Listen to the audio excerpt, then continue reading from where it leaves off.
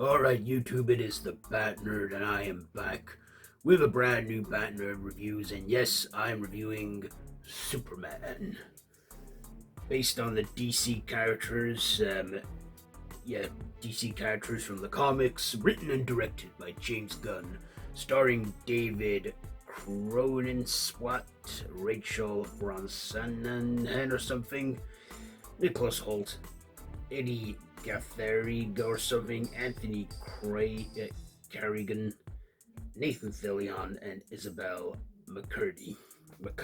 Merced, something. Yeah.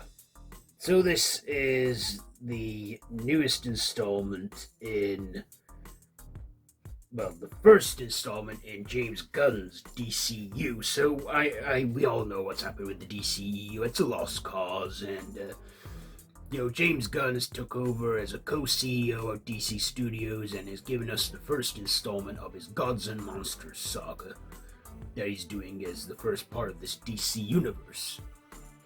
So in this, you know the story. Superman is protecting the Earth.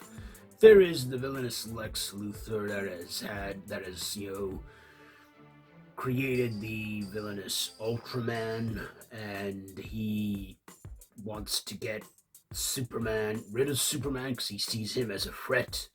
And of course, he manages to hack into his Fortress of Solitude and get the world to turn against him.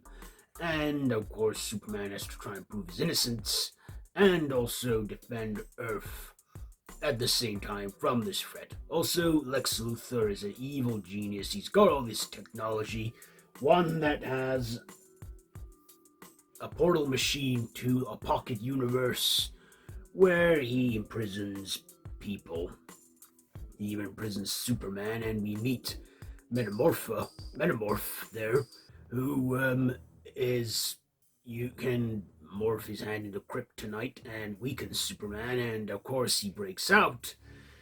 Yeah, and also Lex Luthor creates like a giant monster at one point to distract Superman. He even has Krypto with him. Superman is Super Dog, or as we find out, it's Supergirl. So what did I like about this one? Well, I gotta say, James Gunn has outdone himself. I see why DC wanted him back. I mean, since they fired him from Guardians of the Galaxy 3, they shot themselves in the foot there, didn't they?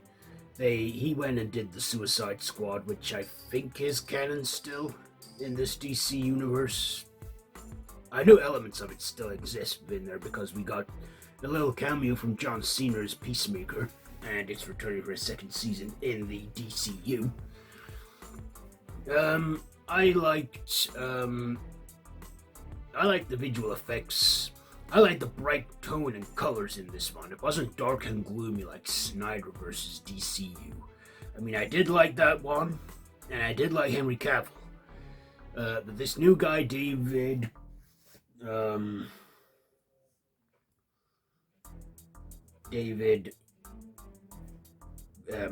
Corenswet, or whatever his name is, he is now Superman, and I thought he looked okay. I like the suit he wore. I like the big S.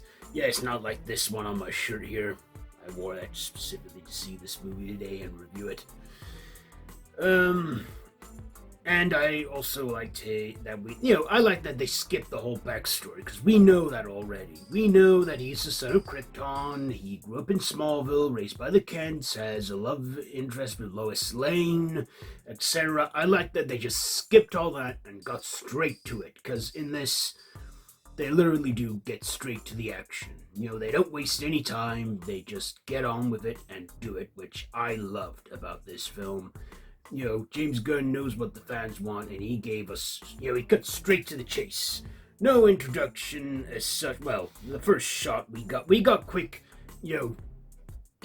quick like cards telling us about, Superman, Gods and Monsters, etc. But we know what's going on with this. So I like that they got straight to the chase. I also like Krypto as well. Yeah, he wasn't a Labrador, which we've seen in previous incarnations, but a small dog. I don't know the exact breed, but yeah. I also like the actress as Lois Lane, however you pronounce her name. She was a good Lois Lane and not as intense. I also liked the supporting heroes we got in this from the Hall of Justice. We got Nathan Fillion in there as Guy Goner, who is a Green Lantern. And, you know, we see him in there. We see Hawk Girl and Mr. Terrific. And we see Metamorph as well come into this movie as well later on. And yeah, we get the Justice Gang. Not quite the Justice League, but I like that we got to see the Hall of Justice as well. And yeah, I like this one. I like the character developments. Nicholas Hoult. Yeah, I'd say he was okay as Lex Luthor. A lot better than Jesse Eisenberg, let me tell you that. I wasn't really keen on Jesse Eisenberg's Luthor. But Nicholas Hoult, he was... He did it good enough for me. You know, he was bald and villainous. So yes, I just truly enjoyed this movie. It was 2 hours, 10 minutes, and those 2 hours flew by like that. No pun intended. But, yeah. You know, kept some of that score, that I like that they kept some of that scoring from John Williams. And they also made it its own thing. It had some humorous moments in there, but also some good color. I'd say that, you know, this... People may have seen this as device. Yeah, I can get what they mean. There were a lot of characters in this. Sometimes a bit too many, but... You know, I like that they just skip the backstories that we all know and they get straight to it. You know, I like that. Also, at the end, we get a cameo from Supergirl, Kara, who comes to collect crypto, and she's drunk and is drunk from another planet or something to keep away from the sun, so it has an effect on her or whatever. We even get Krypton robots. A cameo from Bradley Cooper, I believe. Is it Bradley Cooper who's his father Jor-El? You know, on the recorded message. You know, let's see, was it? We even get Rick Flag in there, Rick Flag Sr. Brief scenes from Frank Grillo, reprising his role from Creature Commandos. And, you know, we had his son in Suicide Squad, who is dead, Rick Flag Jr. Let's have a look.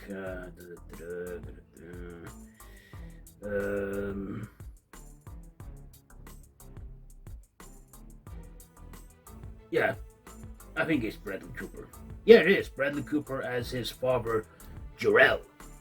I like that we had a cameo from him.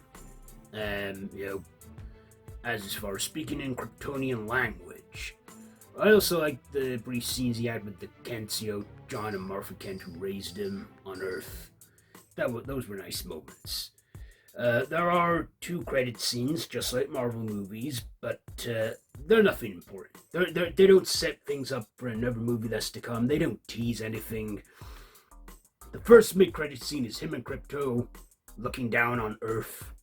And the second one, the end credit, is him and Mr. Terrific debating what to do with this big crack that's happened due to one of Lex Luthor's machines malfunctioning. And it's played for laughs. So yeah, like I say, nothing important. If you want to stay for those, then yeah, you can. I did. But like I say, they don't tease anything that's to come. I mean, we get basically the teaser before the credits roll with Supergirl, because that's the next movie that's coming next year. We got 2 coming next year, I believe, Supergirl and Clayface in this new DC universe. But yeah, I like that this wasn't trying to be like Marvel. You see, the last DCU, or the DCEU, it tried to be like Marvel, trying to playing catch up as well with Justice League's, you know, getting it to the 3rd movie by then in that universe. I just like that, you know, James Gunn wasn't trying to compare it to Marvel. Like, this is not like Phase 1. It's called Part 1, Gods and Monsters. And I like that. I like that, you know, James Gunn was doing his own thing, and he tried something. He gave I think he's given DC its own spin on things, and they're not trying to compare with Marvel this time. I mean, yeah, Marvel have got the work cut out for him, I will say that. But I look forward to Fantastic Four First Steps. I imagine that's going to be the next movie I'll review on this channel when it's out. But Superman, this is one of the best Superman stories I've seen in a long time. Yeah, I would have liked to have seen Henry Cavill return for Superman, because he is bringing back other actors from the other DCEU, like the Viola Davis' Amanda Waller.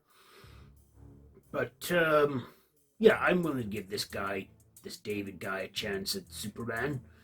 And like I say, there's no hard feelings with Henry Cavill has no hard feelings with DC for getting a new actor because, like James Gunn said, they had a great meeting with Henry, and they say they might bring him back at some point in another role, like they have with Jason Momoa. They're bringing him back as Lobo.